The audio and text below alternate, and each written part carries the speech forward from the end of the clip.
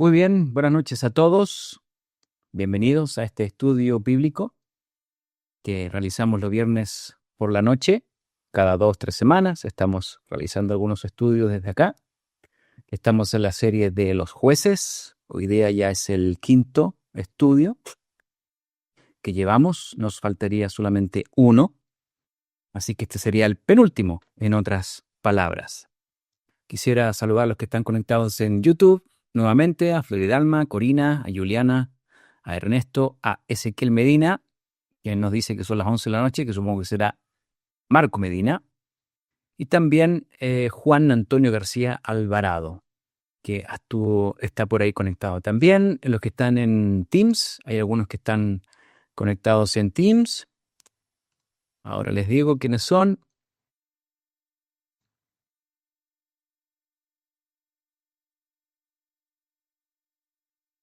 ¿Dónde está Teams? Que se me pierda. Aquí está Teams. Saludamos entonces a los que están en Teams, a Eufemia Bautista, familia Santana, allá en Chonegal conectados, a Gabriel Guzmán en Phoenix, Arizona, Juana Espinosa en Chile, a Moisés Cruz y también Patricia Fernández en la Ciudad de México. Muy bien, vamos a empezar entonces este estudio.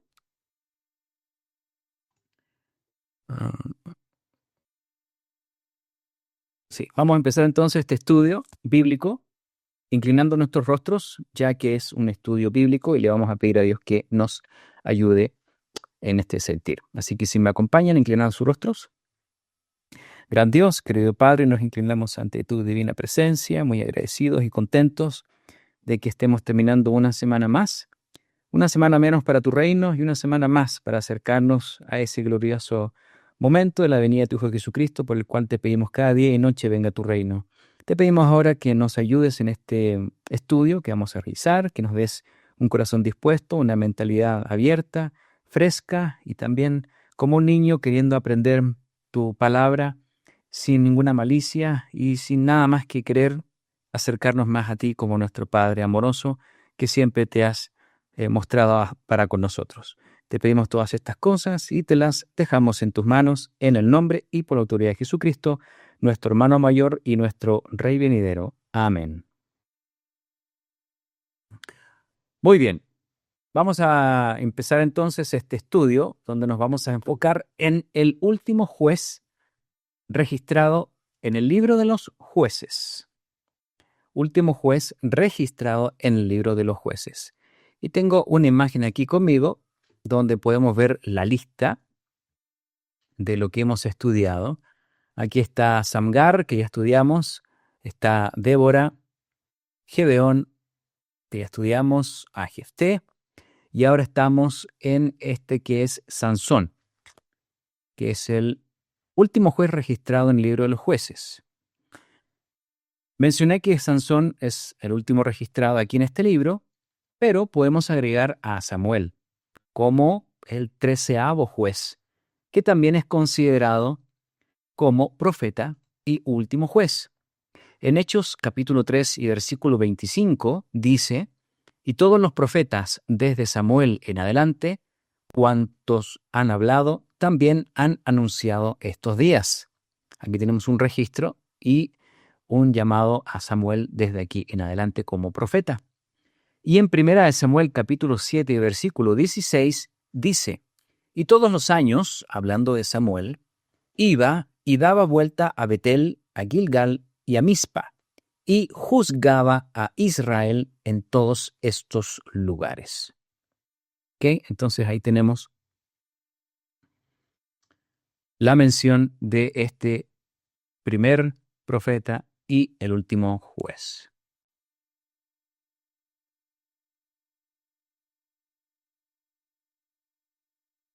Ok.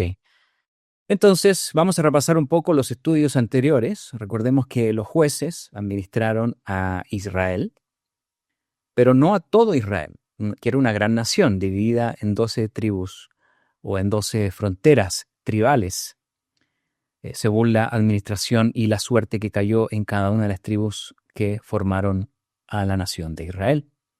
Incluso se presume, debido a que no tenemos toda la información y todos los números o las fechas exactas del libro de los jueces, se presume que haya habido algunos jueces que hayan sido contemporáneos unos con otros. Eso solamente es una teoría, no tenemos algo que lo compruebe a nivel bíblico, y pudo haber sucedido algo más o menos como pasó con los profetas, que también eran contemporáneos entre sí. También tenemos una imagen importante como repaso del ciclo de los jueces. No olvidemos que este ciclo es muy necesario para entender este libro de los jueces, porque nos ayuda a visualizar el patrón, un patrón circular que se repite una y otra vez, donde cada vez la nación de Israel cae más profundamente en una moral más baja. Caían cada vez más bajo, después de haberse arrepentido, después de haber sido rescatados, después de haber vuelto a la desobediencia y a las consecuencias desastrosas de esa desobediencia. Entonces es un ciclo que aquí resumimos en 5 puntos, partiendo de la paz en obediencia, luego una desobediencia, luego consecuencias, luego un arrepentimiento de eso que había ocurrido y el rescate cuando Dios envía a un juez. Bueno, el día de hoy vamos entonces a ver la historia de Sansón, un hombre valeroso, lleno de pasión, un hombre que Dios utilizó para vencer a los temibles filisteos. La historia de Sansón la podemos encontrar en 4 capítulos, a saber, 13, 14, 15 y 16 del libro de los jueces. Pero antes de entrar en la historia o el relato de Sansón, a mí lo que me gustaría hacer es hablar un poco del contexto, de la historia. Creo que la historia de la cual no muchas veces relacionamos a un relato bíblico es muy importante en este tipo de estudio. Por ejemplo, si habláramos sobre los imperios o de las grandes naciones que rodean a Israel, por ejemplo, los asirios del norte, en este momento los asirios no son una gran nación. Sí lo van a ser más adelante en el norte. Y acordémonos que en la historia ellos son los que toman cautivos a las 10 tribus del norte de Israel. Los asirios todavía no son una gran nación. Por el otro lado, por el oriente, en Babilonia, todavía no se ha escuchado nada de Babilonia, pero Babilonia llegaría a ser una gran nación. Recuerden que Babilonia fue la que llevó cautivo más adelante, después de Israel del norte, a Israel del sur, con Judá, la casa de Judá, con el rey Nabucodonosor, hacia Babilonia. Tenemos a los asirios, a Babilonia, una mención de ellos, y tenemos una mención de Egipto. Egipto ya no tiene el mismo poder de antes con estos faraones, como en los tiempos de Moisés, que ahí está en todo su esplendor, los tiempos de Faraón y toda su gloria. No obstante, Faraón en estos tiempos quería volver a ser Egipto grande otra vez. Un poco lo que busca el presidente de los Estados Unidos con su país, ¿no? Quería volver a ser Egipto otra vez grande. Y este era Ramsés III o Ramsés III. Recordemos ese nombre de Ramsés III porque lo vamos a tocar en un momento más adelante. En definitiva, no hay grandes imperios que amenacen a Israel en estos momentos, sino más bien tenemos enemigos medianos, o a los cananitas, ellos que vivían en este lugar de Canaán. La nación de Israel resulta ser una nación semi-independiente con estas 12 tribus y no tienen un líder conformado, como lo era Moisés, como lo era Josué. Aquí tenemos este bajón de liderazgo. Por alguna otra razón, Josué no continuó, quizás ocupado de tanta guerra y tanto movimiento que había acá, pero no generó ahora un descendiente como si lo hizo Moisés con Josué, que no era su hijo, sino que era su servidor. ¿Qué es lo que unía a Israel en esta tierra, en este pedazo de tierra? Bueno, lo que los unía era el sacerdocio, o tal vez parte de la familia de la cual venían. Y este sacerdocio, que era importante para Israel, estaba ubicado o centralizado en una ciudad llamada Silo. No era Jerusalén todavía, donde habitaban los jebuseos o Jebús. Ese lugar se llamaba Jebús en este tiempo. No era Jerusalén el centro, como Silo fue después, con el periodo monárquico, sino que era Silo. Aquí estaba centrado religiosamente el país, o por lo menos lo que querían hacerlo en el momento que se unían. Y aquí tengo una imagen muy interesante que se los voy a compartir sobre los enemigos. Sobre los enemigos. Tenemos aquí al centro, podemos ver, voy a acercarme, ahí está Silo, aquí tengo la manito. Aquí está el centro del país y ahí estaba centrado religiosamente. Y curiosamente, alrededor de todo esto, si lo dividimos en el norte y en el sur, vamos a ver que por ambas partes, e incluso por la costa y por las montañas o más allá del desierto, tenemos a varios enemigos. Al lado izquierdo tenemos la lista de los jueces, contando a Samuel como el 13º. Y si empezamos por Egipto, por el lado aquí abajo, tenemos a los amalecitas. ¿Se acuerdan los amalecitas que atacaron por la espalda a Israel cuando venía de Egipto hacia Canaán? Aquí están los amalecitas. Cada uno de estos grupos, o la mayoría de ellos, tiene una flecha hacia el centro, hacia donde estaban atacando. Tenemos a los amalecitas. Tenemos más abajo, aquí hacia Edom, los madianitas, más a la parte sur del Mar Salado o el Mar Muerto. Un poquito más al sur tenemos a los moabitas que atacaban hacia acá, hacia la parte sur o parte norte del Mar Salado. Un poco más arriba tenemos a los amonitas que ya estaban acá, asentados. Un poco más al norte tenemos a los sirios o a los mesopotámicos. Ahí estaba la ruta de los reyes, donde había un movimiento bastante importante de comercio y también militar por esta zona, de Damasco hacia abajo. Más hacia la costa tenemos los cananeos, hay un grupo de cananeos que ellos eran varias mezclas que ya vivían acá. Tenemos a los fenicios aquí entre Tiro y Sidón, bastante famosos por que eran muy expertos en el mar. Pero tenemos un grupo importante, que se lo estoy mostrando en este momento, que son los filisteos. Los filisteos. Y aquí tengo dos flechas hacia la tierra, hacia adentro. Ellos venían del mar, podríamos decir. Y está a la altura de Silo. Y más abajo están las tribus de Dan, de Efraín, Benjamín, y más abajo Simeón y Judá. Esta zona es importante. Entonces tenemos a los amalecitas, madianitas, moabitas, amonitas, sirios, cananeos, los que estaban ahí, y los fenicios del norte, y también los filisteos. Acompáñame a una escritura en Jueces, capítulo 3, versículo 1. Vamos a estar leyendo el libro de los jueces, obviamente. Jueces, capítulo 3, y versículo 1. Josué, Jueces. Aquí hay un versículo que nos ayuda a entender lo que está ocurriendo en esta época de Sansón. Jueces capítulo 3 y versículo 1 dice: estas pues son las naciones que dejó el Eterno para probar con ellas a Israel, a todos aquellos que no habían conocido todas las guerras de Canaán. Entonces aquí lo importante es que habían muchas personas en este lugar de Canaán y todos ellos estuvieron presionando continuamente a Israel. Y aquí entonces se envían los jueces uno tras otro o paralelos también contemporáneos para precisamente remover a sus enemigos de sus tierras. Entonces yo les hablaba de los filisteos. Vamos a Jueces capítulo 13, vamos más adelante. Y versículo 1. Porque los filisteos son un grupo importante en la historia de Sansón. Son los enemigos número 1 en este momento.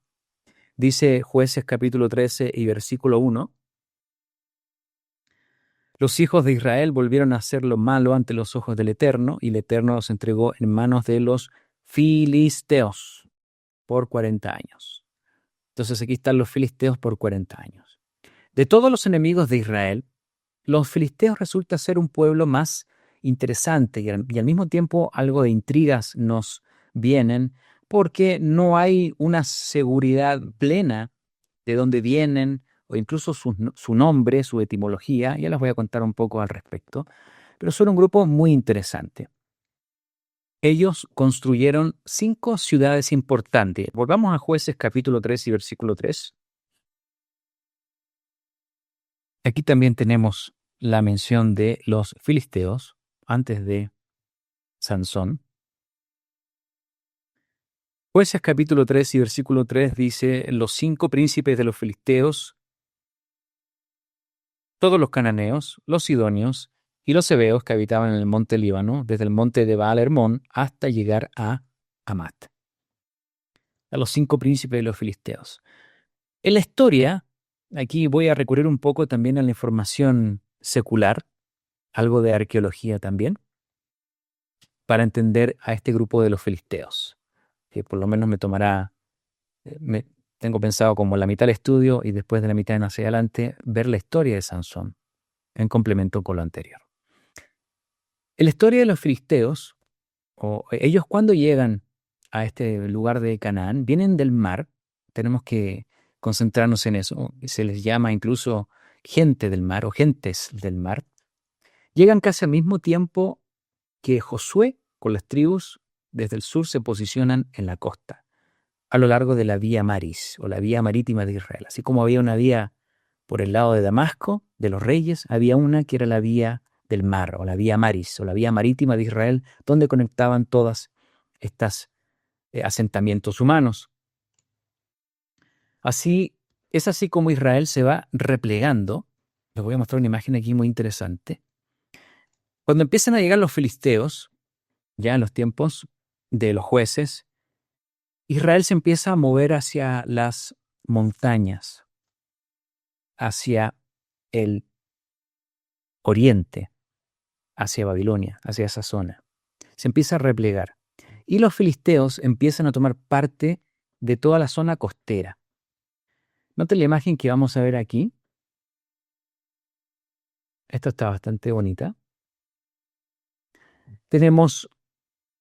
Voy a explicar aquí un poco lo que está pasando acá. Esta gente del mar, estos filisteos.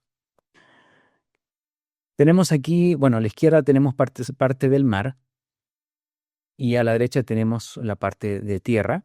Al centro dice filisteos como asentamiento principal. A ver si logramos ver. Se me escapó un pedacito, a ver. Hay un pedacito de imagen que me faltaba. Ahí está. Muy bien.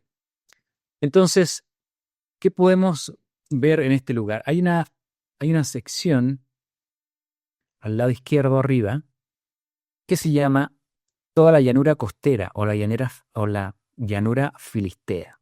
Está en rojo. Ay, perdón. Aquí está. Está en rojo en esta sección, este recorte que hay. Está maximizado la tierra de Israel. Y la zona roja es toda la llanura costera de Canaán o Palestina. Y aquí tenemos un pedazo de esa llanura donde dice llanura costera filistea. Al centro tenemos los filisteos. Fíjense ustedes que esta zona donde se despliegan las flechas está plana, es un lugar topográficamente plano. Hacia la derecha tenemos un nombre que se llama Cefelá.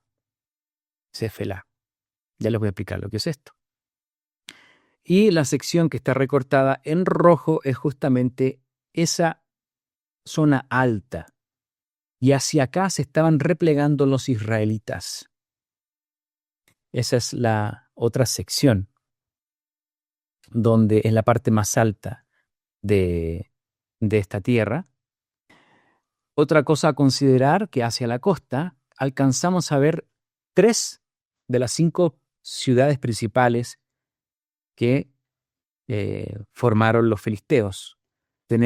Por arriba tenemos a Asdod, en esta zona de acá. Tenemos a Ascalón y tenemos a Gaza, la misma Gaza que hoy día está en boca de todos por la guerra de Israel y los palestinos o los musulmanes en esta zona. Entonces ellos se alcanzan a ver estas 3 ciudades. Hay una más arriba que se llama Timnat, que ya les voy a mencionar un poco en la historia de Timnat. Entonces, este mapa nos ayuda a entender qué es lo que estaba pasando. Una de las flechas, aquí la estoy tocando yo, está llegando a Dan. Aquí donde está Dan. Aquí tenemos Efraín, más al norte. Tenemos a Benjamín, más a la derecha. Y un poquito más abajo tenemos a Judá. Aquí también me faltó un pedacito, ¿eh? Ahí está completo. Ahí está entonces este mapa, que es la llanura costera y también la zona alta donde se estaban replegando los israelitas. Los filisteos. Aquí hay que poner mucha atención porque esta parte es muy, muy interesante y no vamos a alcanzar a ver todo lo que quisiéramos. Los filisteos, en los orígenes. Los filisteos se asocian a un hijo de Cam, llamado Misraim. Hijo de Cam, hijo de Noé. Y aquí es la primera mención que vemos en nuestras escrituras de Egipto, con ese nombre Misraim. Eso está en Génesis capítulo 10 y versículo 6. De hecho, a los filisteos también se les llama como gente de Caftor. Gente de Caftor. Y los caftoritas son una de las descendencias de Egipto. Egipto, cuando se empieza a desmembrar, una de las descendencias de ellos son la gente de Caftor y también se asocian con ellos. Estamos hablando de los filisteos. Los filisteos también se le asocian, por otra teoría u otra teoría bastante, posiblemente bastante real también, se le asocia a los aqueos. Los aqueos eran un pueblo indoeuropeo proveniente de Grecia. Aquí, ¿qué pasó con los aqueos? Ellos tuvieron una guerra civil en Troya, la zona de Turquía.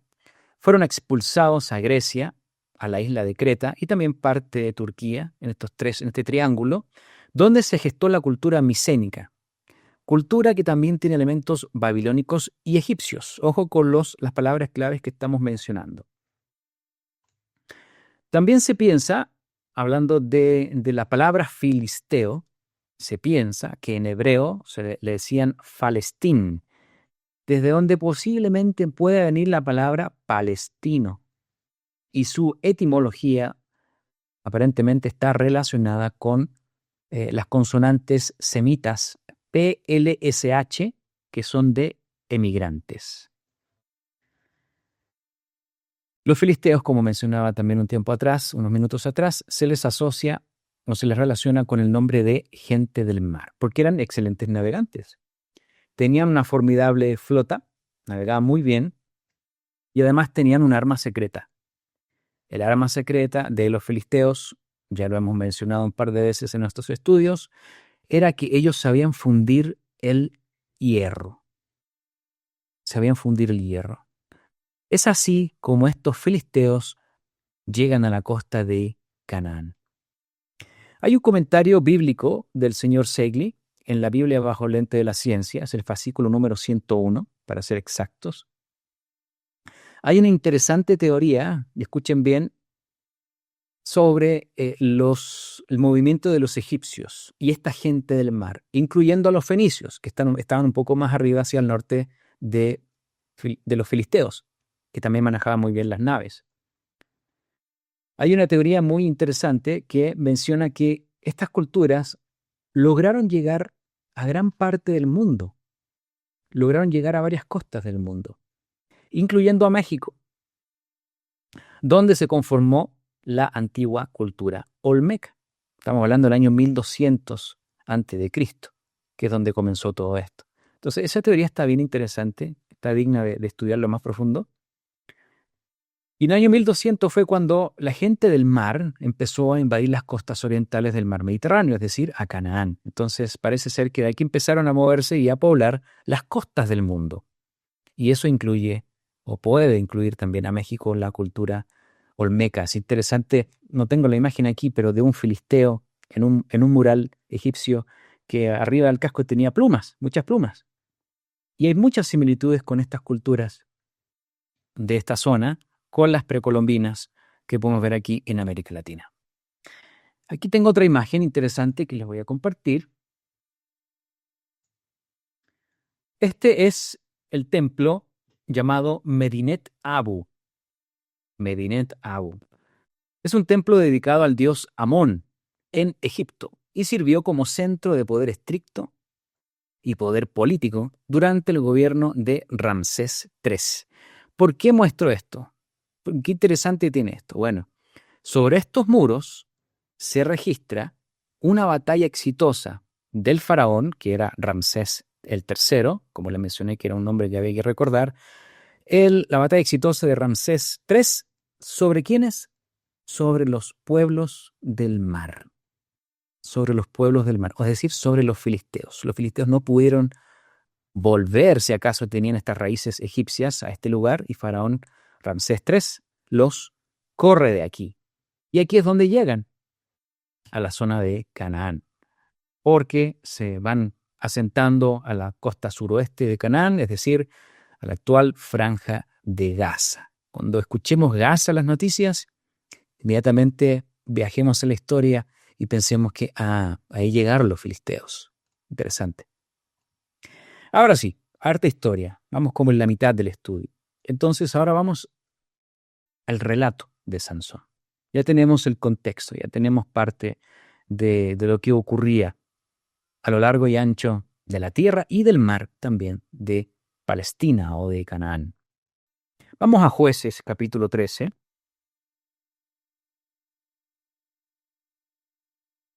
Les repito, era el estudio número 101, el fascículo 101 de la Biblia bajo el lente de la ciencia, si alguno quisiera leer un poco más al respecto de lo que mencionamos. Jueces, capítulo 13 y versículos 2 al 5. Hay muchas teorías de los filisteos, por eso resulta intrigante y también muy interesante.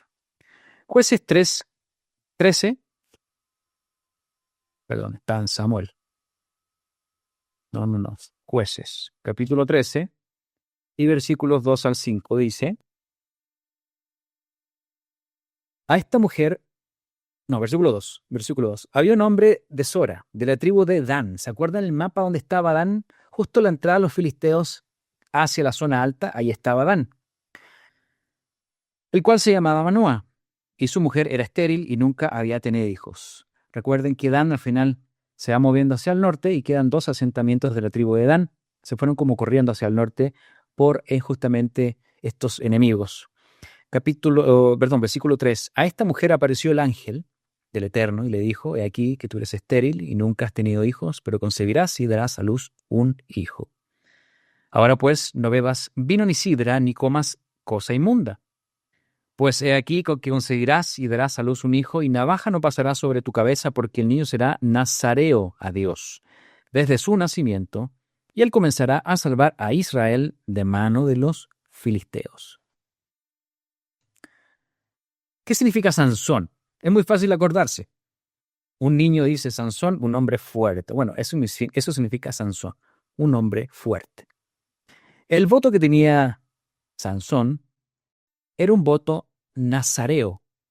Nazareo. No debemos confundirnos, ni mezclarlo, ni hacer como un sinónimo con nazareno, del gentilicio más adelante de Nazaret, de Galilea. Digo esto porque he visto que los diccionarios usan estos términos como si fueran sinónimos, de manera indistinta. Tal vez se hace esto para justificar el supuesto cabello largo que tenía Jesucristo, como hoy día lo pintan y lo dibujan y lo actúan, que aquí el Occidente, especialmente la Iglesia Católica, tiene, y que utiliza como estatua, como figura de adoración, para que sus feligreses cuelguen en sus casas y que adoren en sus iglesias, con el cabello largo. Pero eso es nazareno. Esto es nazareo. Esto es un voto nazareo, un voto estricto que tenía que ver con la santidad de este varón, donde no iba a pasar navaja por su cabeza y no iba a tomar alcohol ni sidra, vino ni sidra, ni cosa inmunda iba a comer. Sansón es el primer caudillo solitario que vemos en la historia.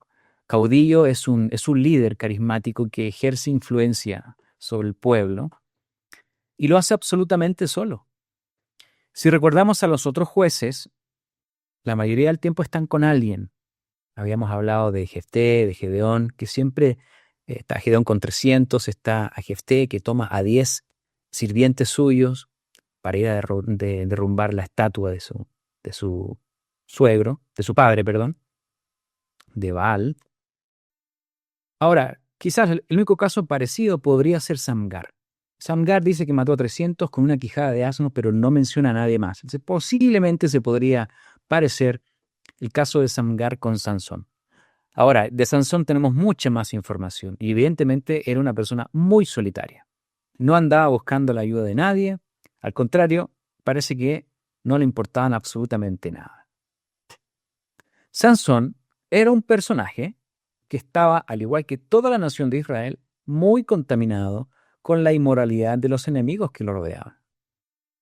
Y aquí viene algo interesante a destacar, porque incluso en este escenario complejo de Sansón, de su moralidad baja, Dios realiza algo tan impresionante que solamente podemos visualizarlo y concretarlo en nuestras mentes y corazones si somos capaces de ver el macro, es decir, la parte general, y no las cosas pequeñas que ocurren en la vida de Sansón. Eso es importante en la historia de Sansón y por extensión también el libro de los jueces. Jueces capítulo 14 y versículos 1 al 4. Jueces capítulo 14 y versículos 1 al 4. Dice así: Descendió Sansón a Timnat y vio en Timnat a una mujer de las hijas de los filisteos. Ahí están nuevamente los filisteos. Acuérdense que Dan estaba muy cerquita. La voy a poner otra vez para que hagamos bien aquí la asociación. Aquí tenemos Dan, la parte de arriba. Si pueden ver mi cursor. No, acá, perdón. Acá, aquí está. Aquí está Dan. Entonces, salía y entraba de aquí Sansón. Estaba muy cerquita de los filisteos, toda esta zona plana, la llanura. Y acá está la zona alta, donde está la primera parte de Dan. ¿Okay? Entonces, versículo 2. Dice, fíjense, dice 2. Y subió, literalmente subió, porque subió a Dan, a las zonas altas. Dice, y lo declaró a su padre y a su madre, diciendo, yo he visto en Timnat una mujer de las hijas de los filisteos, os ruego que me la toméis por mujer. Versículo 3. Y su padre y su madre le dijeron, no hay mujer entre las hijas de tus hermanos, ni en todo nuestro pueblo, para que vayas tú a tomar mujer de los filisteos y circuncisos. Y Sansón respondió a su padre, tómame esta por mujer, porque ella me agrada. Versículo 4.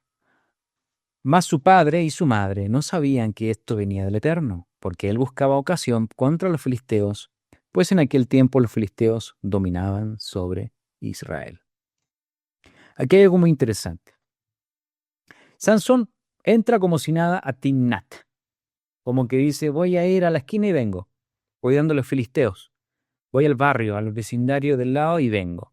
No hay ninguna resistencia, él solamente entra, como que fuera a un vecindario donde están sus enemigos, pero sus enemigos no le hacen nada. ¿Qué ocurre aquí? Ve a una mujer y le gusta, y se lo comenta a sus padres.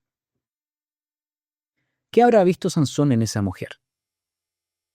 Porque aquí dice que la vio y le gustó, y se quiso casar con ella. Vio algo que le gustó a esta mujer. Dice, ella me agrada, le dijo a su padre. No hay un análisis más profundo sobre ella. No sabemos quiénes son sus padres. Sabemos solamente que era de los filisteos, de Timnat. Y Sansón no se ve que le haya conversado ni 5 minutos. No hay descripción de esto. Y aquí puedo hacer yo un paréntesis, si me lo permiten, que es como una nota al pie de este relato. Porque Sansón se involucra con 3 mujeres. Con 3 mujeres. Esta es la primera. La segunda es una prostituta y la tercera es la famosa Dalila. Y en la 1 y la 3 se repite un mismo patrón. En la iglesia nosotros con los jóvenes adultos, que algunas veces solicitan consejería de, por ejemplo, cómo poder elegir una mujer o en qué fijarse en un hombre para una pareja, para un matrimonio, Nosotros damos 7 puntos, 7 puntos, y los voy a mencionar rápidamente y los podemos estudiar en otra ocasión con nuestros jóvenes. Bueno, ahora que viene el campamento podríamos estudiarlo aquí. Punto número 1, el grado de conversión de la persona. Entonces aquí, evidentemente, esta mujer no tenía nada que ver con la religión hebrea. Entonces eso no le importó. Punto número 2, la personalidad. No vemos que Sansón haya pasado tiempo con ella para invitarla a comer un pedazo de pizza, ¿no? Para conversar con ella, ver cómo estaba y qué es lo que opinaba del mundo, qué sé yo, la personalidad de ella. No se ve que la haya visto para nada. Número 3, la salud física y emocional. Es decir, si una persona que estaba realmente con salud física, ¿no? Si no padecía alguna enfermedad, o si tampoco padecía alguna enfermedad emocional, que también puede ocurrir. Y eso lo podemos ver a medida que conversamos con la persona. Punto número 4, el físico. Sí es importante, no es lo único. Pero Sansón fue lo único que él se ubicó aquí. Lo único fue que la vio y le gustó. No hay descripción de nada más. 5. El 5 punto de estos consejos es la crianza, es decir, cómo son sus padres, cómo son sus abuelos, en qué casa vive, ¿no? Son antecedentes importantes a la hora de elegir una persona para formar familia. Número 6, la afinidad intelectual. Tal vez esta mujer sabía mucho, sabía poco, tal vez era más inteligente que Sansón, o tal vez no lo era y no tenían nada que conversar, no sabemos. Pero la afinidad intelectual es importante en una pareja y en un matrimonio. Y el 7º consejo es consejo. Sansón no buscó consejo. ¿Qué fue con su padre y su madre? No les dijo, oye, vi una mujer allá, en la otra esquina, de la gente mala esa, pero me gustó. ¿Qué opinan ustedes? Él no dijo nada más que informar. Solamente le informó y dijo, quiero que me la den por mujer. 7 puntos. Cerramos el paréntesis. Y ojalá que haya anotado mujeres y hombres jóvenes que desean casarse alguna vez. Volvamos a la historia. Con todo esto, hay algo muy particular en esta historia, que los padres, en el versículo 4, no se dan cuenta. Dice, ellos no sabían que esto venía del Eterno. No sabían que, todo lo que estaba ocurriendo con Sansón y la búsqueda de esta mujer en Timnat. Entonces los padres desconocían eso. Obviamente dijeron, no, no, ¿por qué no te quedas con una de tus hermanas aquí en el pueblo? Ellos ignoraban que todo esto era de Dios. Ahora, no vayan a pensar por ahí que uno se cree Sansón y puede agarrar a cualquier mujer de cualquier parte y decir, no, pues esto es de Dios, ¿no? No ese es el punto. Porque creo que la comparación no viene al caso. Sin detenernos mucho en la historia, sin estar leyendo versículo tras versículo, vamos a asumir que ya es una historia que hemos leído, solo diremos que es aquí cuando Sansón despedaza a un león cuando va hacia allá con sus padres no se dan cuenta, y él despedaza a un león con sus manos, como si fuera un cabrito, de ida a Timnat, es decir, cuando le va a pedir la mano a esta mujer. Ve a este león y lo despedaza. Luego él regresa y al volver ve el enjambre de abejas sobre este cadáver. Y es cuando se le ocurre esto del acertijo. Jueces 14:14 me llama mucho la atención este acertijo de Sansón. ¿Cómo se le ocurre como jugando? A ver quién me lo adivina. Entonces les dijo, del devorador salió comida y del fuerte salió dulzura. Y ellos no pudieron declararle el enigma en 3 días. Aquí estamos en plena fiesta de boda que duraban 7 días. Estos filisteos, amigos, vamos a poner entre comillas, amigos de la novia, le dicen, oye, averíguate el acertijo. Y si no, te vamos a quemar a ti y a tu familia. Entonces, así como amigos, no sé si eran tan amigos, pero estaban bien desesperados con este hombre aquí, Sansón, que les tenía este acertijo, porque también les dijo, bueno, los pongo aquí en un desafío. Si ustedes adivinan, hago esto. Si no adivinan, hago lo otro. Eso lo pueden ver en el versículo 12 y 13. 7 días estuvo esta mujer hostigando a Sansón, diciéndole, oye, Sansoncito, dime, ¿acaso no me amas? Oye, ya, pues no quieres estar conmigo, yo soy tu mujer, yo ¿Me amas o no me amas? Y ahí estuvo la mujer una tras otra vez, una tras otra vez. Y al final se lo cuenta, ella se lo cuenta a sus amigos, y Sansón muy molesto les dice, si no haraseis con mi novilla, nunca hubieras descubierto mi enigma. Entonces, como diciéndole, ustedes hostigaron a mi mujer, ¿ven? Pero si no, nunca lo hubiesen descubierto. Jueces 14:19. Ya tenemos aquí un Sansón molesto, enojado. Dice, y el Espíritu del Eterno vino sobre él y descendió a Ascalón, una de las ciudades que vimos en el mapa, Ascalón, y mató a 30 hombres de ellos y tomando sus despojos dio las mudas de vestidos a los que habían explicado el enigma. Y encendido en enojo se volvió a la casa de su padre. Entonces él estaba muy molesto. ¿Qué pasó aquí? La mujer se la dieron a otro. No se la llevó Sansón. Y es curioso que dice que fue dada a su compañero, al cual él había tratado como su amigo. O sea, como que en medio tenía un amigo filisteo, Sansón. Es notable esa frase ahí. Pero Sansón se regresa solito y sin mujer. Dios, a pesar de la complejidad de la situación, utiliza a Sansón y empieza ahora a minar, como a escarbar al enemigo. Aquí hay una muerte de 30 filisteos. Ninguno más y ningún israelita tampoco, solamente Sansón. La historia continúa. Acá, al poco tiempo después, dice que Sansón quiere ir a ver a su mujer entre comillas, porque en realidad nunca se la dieron, para unirse a ella. Pero el suegro, o el suegro entre comillas, que tampoco era suegro, dijo no, porque yo pensé que se la di a este amigo tuyo, porque yo pensé que no la quería, por todo lo que pasó. Y entonces el padre le dice, pero tengo a su hermana menor, para que ya puedas continuar con tu idea del matrimonio. Molesto de nuevo, este hombre lleno de pasión, de una reacción muy potente, se molesta. Aquí donde él caza 300 zorras, en las colas les pone una tela, les enciende fuego, las zorras salen arrancando, queman todos los sembradíos que tenían los filisteos y el trigo que tenían los filisteos. ¿Y qué sucede ahora? Queman a su mujer y queman a la familia de su mujer. O sea, desastre tras desastre. Y Sansón se va a una cueva, se esconde y se queda ahí solo. Al rato llegan los de Judá y le dicen, oye Sansón, ¿por qué no vas a ver a los filisteos? Porque estamos muy asustados de ellos. Recuerden que los filisteos tenían el hierro. Entonces, Sansón era el único que los podía contener o podía hacer algo al respecto. Y Sansón dijo, a ver, ya, voy para allá, pero no me hagan nada a mí.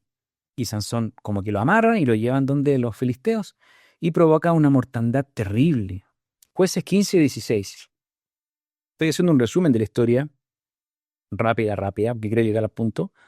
Dice entonces Sansón, cuando ya ocurre toda esta matanza de 1000 personas, 1000 filisteos, dice, así como Lamec de Génesis, ¿no? Como diciendo, mira todo lo que he hecho. Dice, entonces Sansón dijo, con la quijada de un asno, un montón, 2 montones. Con la quijada de un asno maté a 1000 hombres. Es como una especie de refrán, como de poema, de canto tal vez, quién sabe. Si se fijan, un detalle importante aquí es que hemos leído que, por ejemplo, el versículo 14 no lo leímos, pero es similar a lo que ocurrió en el versículo 19 del capítulo 14, que el Espíritu del Eterno vino sobre él. En esta ocasión ocurre lo mismo. El versículo 14 del capítulo 15 dice, el Espíritu del Eterno vino sobre él. Al medio del verso dice eso. Y aquí dice, yo maté a 1000 hombres. No hay mención de Dios. Dice, yo los maté con la quijada de asno. O sea, no hay más autoría que la que su solitaria y egocéntrica personalidad le dictaba. Yo hice esto. Más adelante, capítulo 16, versículo 1. Fue Sansón a Gaza y vio allí a una mujer ramera y se llevó a ella. Otra ciudad que incluso vimos en el mapa, un poco más abajo, ahí está Gaza. y se allegó a esta mujer prostituta, tuvo relaciones con esta mujer prostituta. Aquí se acostumbraba a la prostitución, igual que en Israel. Igual, de todas maneras, no es muy diferente del día de hoy. Aquí en la Ciudad de México, yo he visto a las 8 de la mañana estas mujeres en la calle dispuestas a vender sus servicios sexuales frente a la vista y paciencia de todo. Entonces, no hay que como que decir, ay, mira, qué cosa tan difícil, ¿no? Hoy día ocurre con bastante regularidad. ¿Y qué ocurre con Sansón? Tiene relaciones con esta prostituta y los filisteos, con esta prostituta, y los filisteos dicen, ahora lo vamos a agarrar. Y Sansón se despierta a la medianoche y de una manera como de burla, aquí es curioso lo que ocurre también, se levanta a medianoche, toma las puertas de la ciudad con sus dos pilares y cuesta arriba anduvo alrededor de 58 kilómetros y las dejó ahí, cerca de Hebrón. Algo realmente impresionante. Y se sale de este lugar, se sale de Gaza, así como si nada. Esa es la segunda mujer. Viene la tercera mujer, que aquí se repite un poco el patrón que vimos con la primera, la mujer de Timnat. Esta tercera mujer es la que conocemos típicamente en la historia de Sansón. Esta mujer llamada Dalila. Dalila significa coqueta. Y Sansón ve con sus ojos algo que desea nuevamente a Dalila. Esta mujer también era de Timnat. Conocemos la historia, sabemos lo que ocurre después del tercer intento, que ella también le hostigaba diciendo, Sansón, Sansón, dime, ¿acaso no me amas? Igual que la otra mujer. Muy similar a la primera. Vamos al final de esto para no detenernos demasiado. Jueces 16:20.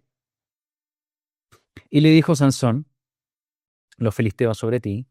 Luego que despertó él de su sueño, se dijo, esta vez saldré como las otras y me escaparé. Como decía por ahí un mensaje del señor López, ¿no? Me levantaré otra vez. Aquí en el 21 dice, más los filisteos le echaron mano y le sacaron los ojos, le llevaron a Gaza y le ataron con cadenas para que moliese en la cárcel. Hasta aquí llega la historia de Sansón y sus deseos de los ojos para con las mujeres filisteas. Hay un pedazo final que quiero yo ir dejando a medida que vayamos terminando. Tengo una reflexión, tengo un cierre un poco más contundente sobre esta historia de Sansón y toda la historia que vimos del contexto. Israel. Israel era un pueblo santo, pero no era la gran cosa Israel. Ellos no eran algo especial por sí. El libro de los jueces nos muestra que cada vez que Israel se alejaba de Dios, ellos caían en la desventura y nada los diferenciaba de sus enemigos. Ahí vemos las estatuas que tenían a Baal, Astarot o Astarte, todas las divinidades que tenían y su creencia en ellos, cuando habían sido rescatados de Egipto con brazo extendido y mano poderosa. Hemos visto esto en parte de los estudios anteriores. Vemos incluso los pensamientos, vemos a Jefté con el tema de su hija, vemos a Gedeón con esa de repente duda que él tenía, vemos que había un pensamiento algo salvaje dentro de todo. Y como no tenían rey, aunque sí lo tenían y que era Dios, leemos que son dos versículos clave de Jueces. Cada quien hacía lo que bien le parecía. A ellos solo les iba bien cuando atendían el código, cuando atendían al pacto, a la promesa que su padre Abraham concertó con Dios. Ahora, si miramos la fascinante historia desde el pináculo más alto que podamos, y si lo empezamos a aplicar a nuestras vidas, podemos llegar a hacernos una pregunta muy interesante. ¿Quiénes son tus filisteos? ¿Quiénes son mis filisteos? ¿Quiénes son los filisteos de nuestra vida? ¿Qué cosas son las que nuestros ojos ven, cosas que nuestro corazón desea, cosas que nos sacan del camino y que se imponen dominantemente sobre nuestras vidas y nos apartan de la santidad a la cual fuimos llamados? Sansón, ¿no? Voto nazareo, una persona santa. ¿Qué pasó con él? ¿Cómo andaba deambulando para allá y para acá? Salón representaba esa santidad de Israel. Si cruzamos la línea como Sansón, vienen desastres, viene destrucción. Ahí es cuando Dios se aparta de nosotros. Es justamente lo que ocurre en la vida de Sansón. Al final de la vida de Sansón, Dios se aparta de él. Versículo 20 acabamos de leer, pero él no sabía que el Eterno ya se había apartado de él. Es triste la historia de Sansón como va terminando, pero, aunque Sansón se haya dejado llevar por sus pasiones, recuerdan que era un hombre que se enojaba mucho, que andaba solo, era más bien quizás colérico, no preguntaba mucho, solamente hacía las cosas que quería al momento en que quería, según lo que él veía, lo que deseaba su corazón. Aún sabiendo que tenía esa fuerza, ese voto, aún que Sansón se haya dejado llevar por sus pasiones, y sabiendo Sansón que tenía el Espíritu de Dios, que lo fortalecía sobrenatural e inmensamente, a pesar de que Sansón no dio crédito a Dios en sus hazañas, como lo vimos, la historia de Sansón es una historia de una historia más grande. Voy a repetir esto para entenderlo bien. La historia de Sansón es una historia de una historia más grande todavía. Vamos a Hebreos, capítulo 11. Aquí está Sansón. Después de cuántos años se vuelve a escribir de él. No hemos leído el final, ya lo vamos a leer. Hebreos 11 y versículo 32 al 34. ¿Y qué más digo? Porque el tiempo que me faltaría contando de Gedeón, de Barak, de Sansón, de Jefté. Ahí están los jueces, parte de los jueces, de David, así como de Samuel y de los profetas, que por fe conquistaron reinos, hicieron justicia, alcanzaron promesas, taparon bocas de leones, apagaron fuegos impetuosos, evitaron filo de espada, sacaron fuerzas de debilidad. Estamos apuntando al último de Sansón. Se hicieron fuertes en batallas, pusieron en fuga ejércitos extranjeros. Estos hombres valerosos, instrumentos de Dios, que están en esta lista de este capítulo 11 de Hebreos, no son blanco o negro, no son muy buenos o muy malos. No son hombres que podamos tomar así como perfectos. Al contrario, son hombres imperfectos que Dios, quien sí es perfecto, los utilizó para llevar a cabo sus designios. La historia de Sansón es parte de una historia más grande. Volvamos a Jueces 16. Jueces, capítulo 16, y versículo 28 al 31. Vamos a leer esta última parte que es muy emocionante. Capítulo 16 y versículos 28 al 31. Entonces, bueno, a Sansón se lo llevan, lo tienen ahí moliendo y le sacan los ojos y queda como payaso, como entretención para los filisteos. Una situación muy triste para un israelita. Versículo 28 dice, entonces clamó Sansón al Eterno y dijo, Señor, Eterno, acuérdate ahora de mí y fortaléceme, te ruego, solamente esta vez, oh Dios, para que de una vez tome venganza de los filisteos por mis dos ojos. Esta podríamos decir que es la segunda oración. Hay una que no leímos que está antes, cuando tenía mucha sed y le pide tomar un poco de agua a Dios. Eso está en el 15:18 y Dios le da esa agua. Pero esta segunda vez es mucho más profunda. Había ya pasado bastante agua debajo del puente y él había sufrido bastante escarnio de todos los filisteos que se burlaban de él, que estaba ahí amarrado sin ningún tipo de fuerza. Entonces aquí Sansón tiene esta oración.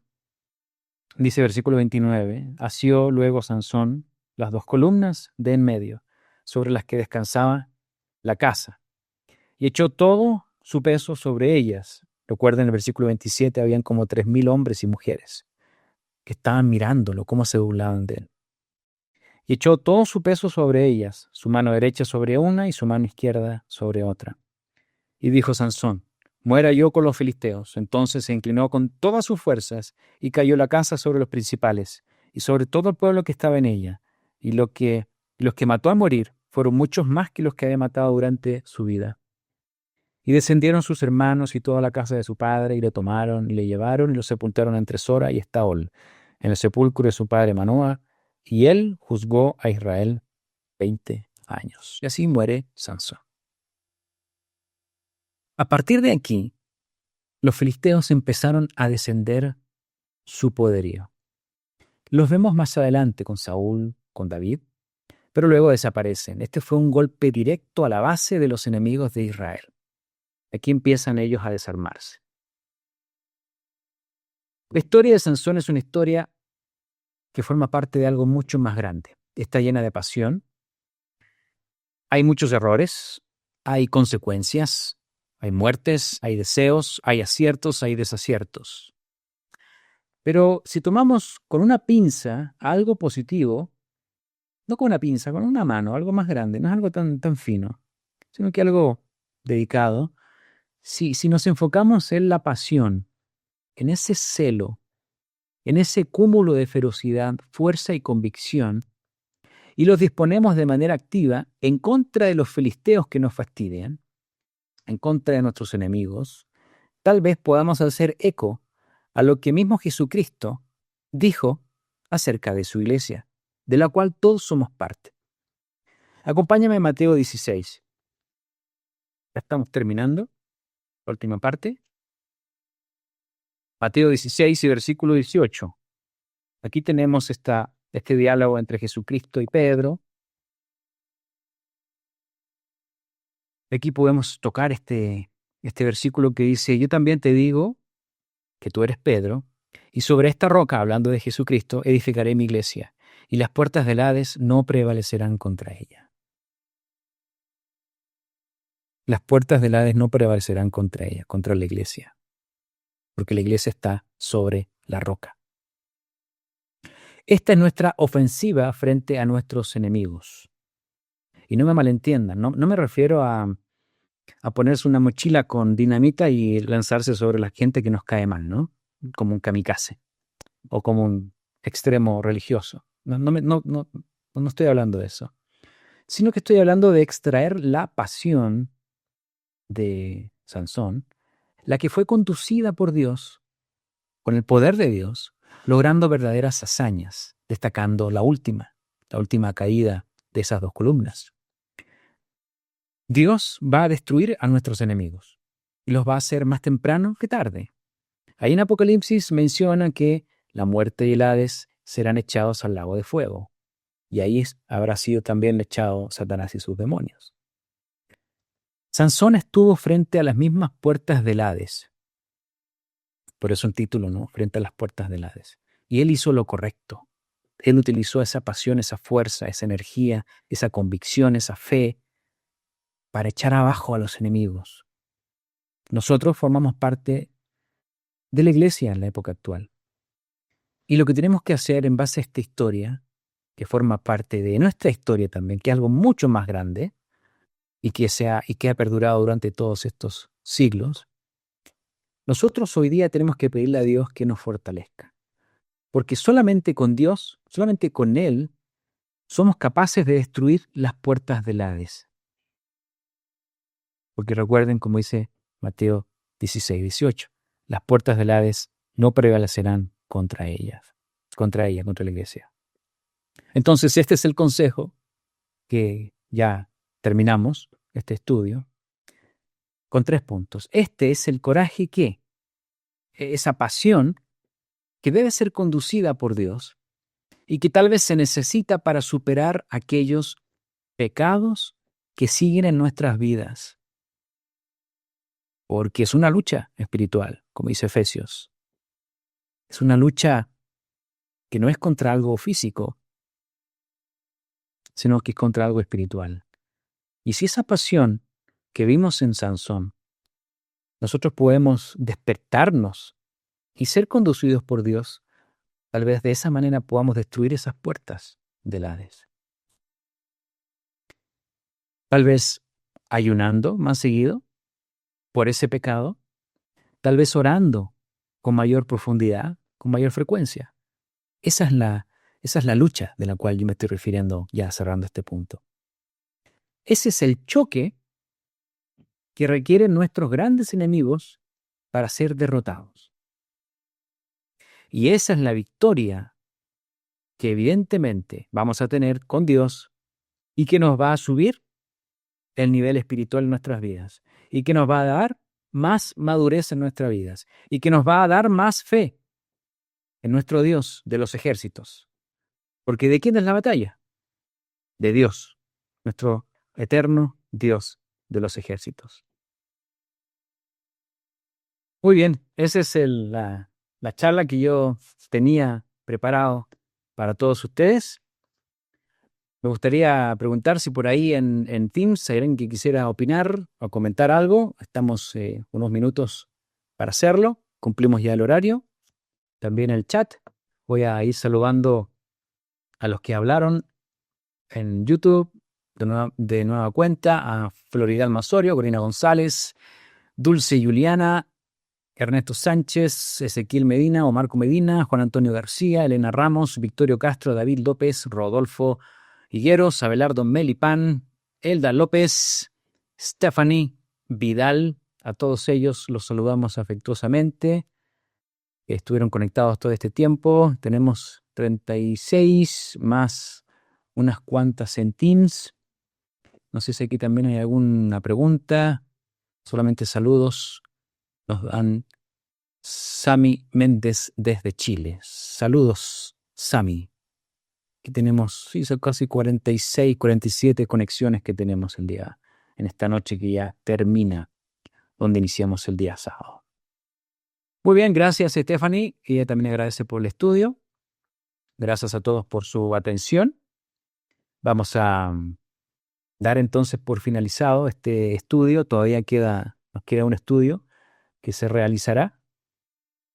Lo realizará mi compañero Moisés Cruz. Será el último estudio de esta serie, esperando que haya sido de su agrado.